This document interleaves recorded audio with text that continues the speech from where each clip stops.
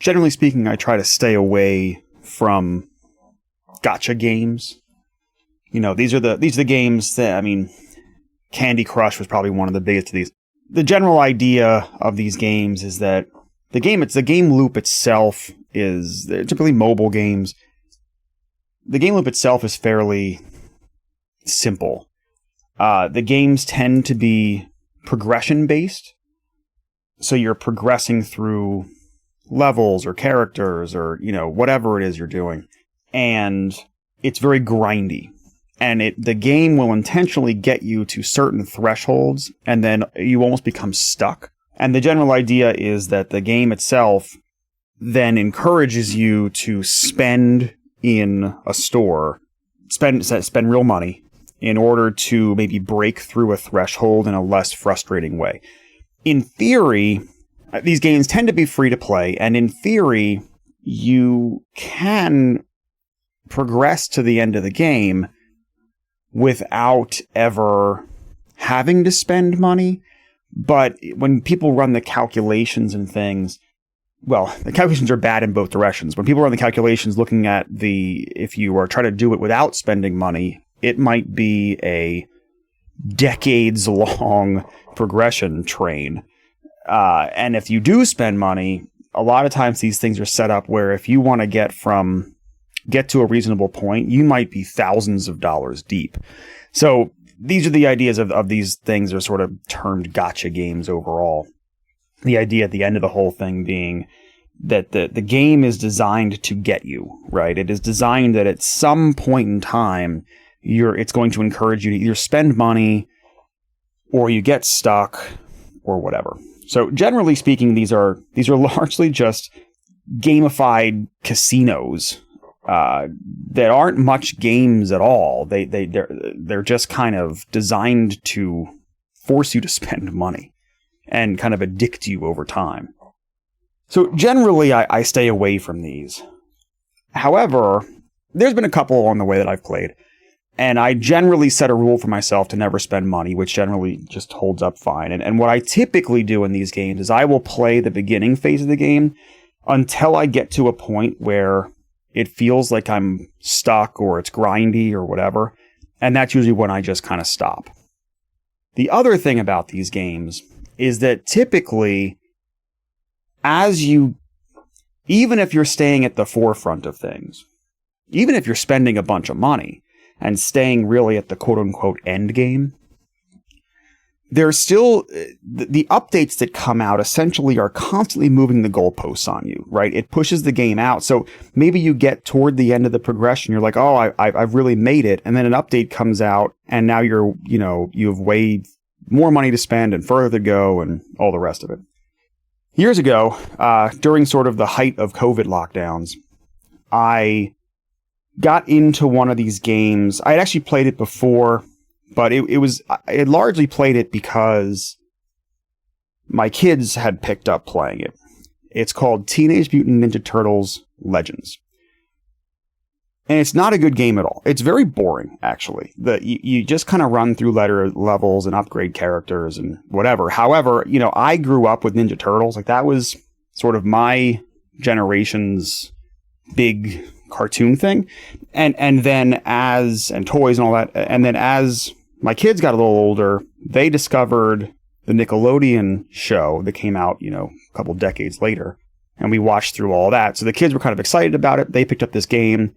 And I was like, oh, I'll try it out. So for the last 5 or 6 years, I've actually consistently played this game. Now, again, I sort of use the term game here loosely, but what I do is when I work out at home, there's rest time between sets, and the game itself just autoplays. So really, what I'll do is I'll set it up sort of near my workout, area. And when I go to have rest time between sets, I'll queue up the next level or whatever and just it just runs through and does its thing. So it's not like I'm really sitting there playing the game. It's more like I just occasionally go over, tap a couple things, and then it does its thing. And over the course of 5 or 6 years, I have actually progressed through this game where I have obtained some of the characters that are very difficult to obtain and without spending money, and progressed some stuff, and I've kind of hit the quote-unquote end game of this thing. Humble brags or something. Anyway, again, terrible game, but it's just kind of that thing that I have. It's just a thing I do while I work out at home. What's interesting about this game, or what's not interesting about this game, is it seems to be completely dropped by the developers. Like, it doesn't seem like, I don't think this thing has been updated since I started playing it. But for some reason, it keeps running. So someone somewhere, presumably, is maintaining something where it continues to play. It continues to exist. I'd never spent $1 on it. It's just kind of, again, that thing that just sort of runs in the background.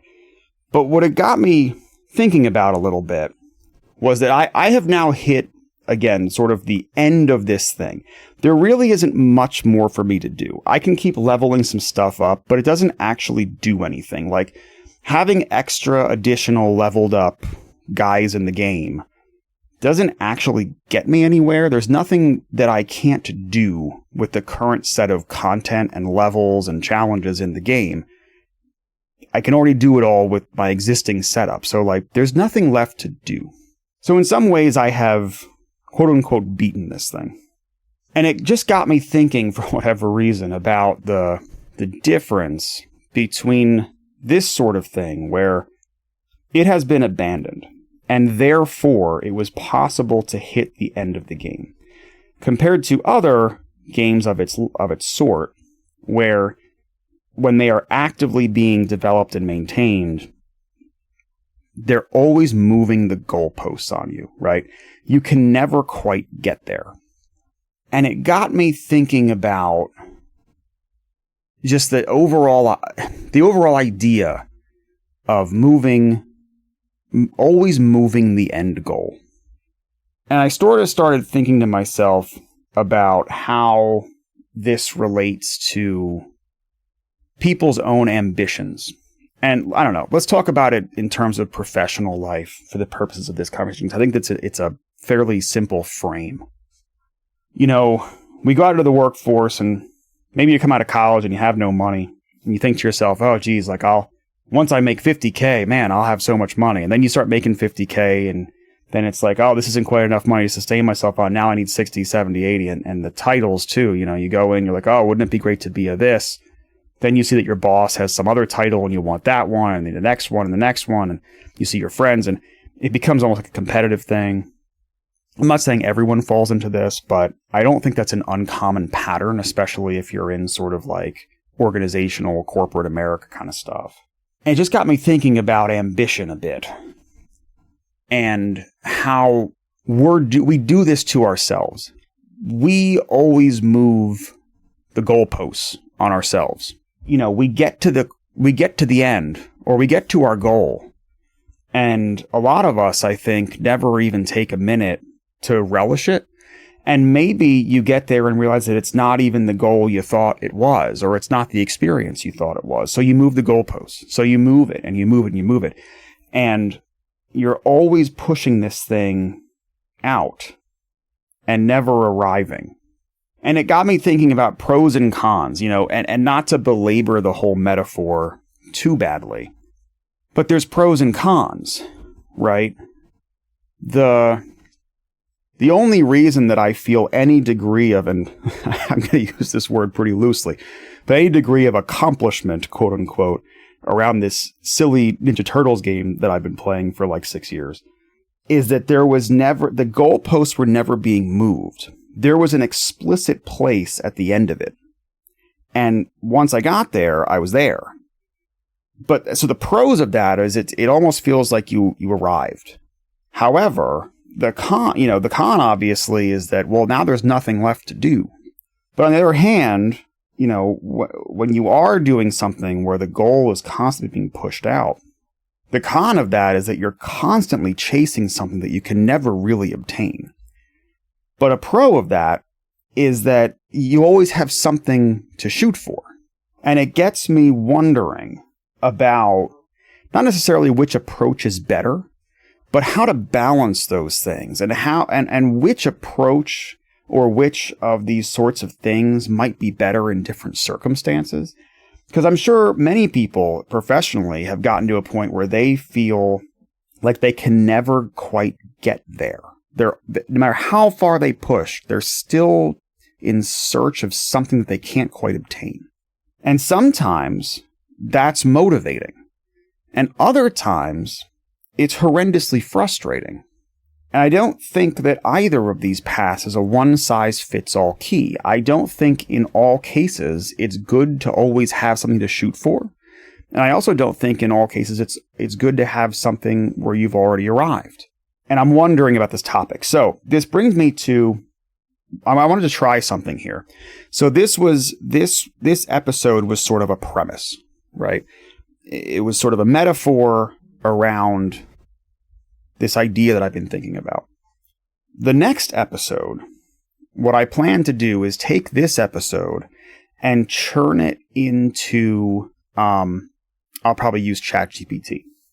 And what I'm going to ask from it is there research around this topic? Is there information out there, research, thought leaders, general philosophical principles, that kind of stuff that would shed light on this topic? So it's going to be like a two-parter, and I'm curious how that goes, because there are things, obviously, that people think about. I'm definitely one of them, that I think about stuff, but I don't necessarily have any specific like research or philosophy background in it. So I'm wondering how it might be to try to use something like ChatGPT to inform about sort of a broad topic like this. So that's going to be the next episode. I hope you enjoyed this one. If you have thoughts on this subject, please feel free to reach out at lmc.fm, and make sure to tune in next time to see what might be out there on this idea.